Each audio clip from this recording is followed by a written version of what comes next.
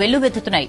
Toshiba corporation అనుబంధ సంస్థ transmission distribution systems India Telangana ప్రభుత్వంతో కలిసి పనిచేసేందుకు ముందుకొచ్చింది. విద్యుత్ సరఫరా, పంపిణీ రంగంలో పెట్టుబడులు, ఆవిష్కరణలను ప్రోత్సహించేందుకు రాష్ట ప్రభుత్వంతో ఒప్పందం కుదుర్చుకుంది.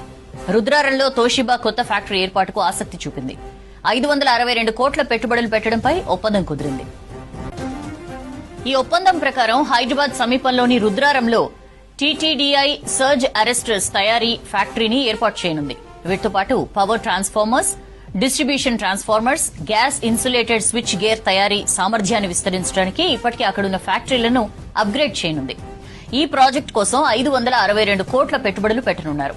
అత్యాధునిక టెక్నాలజీని ఉపయోగించే ఈ కొత్త ఫ్యాక్టరీ విద్యుత్ రంగంలో పెరుగుతున్న డిమాండ్ను తీర్చడంతో పాటు ఉద్యోగ అవకాశాలు కల్పిస్తుంది.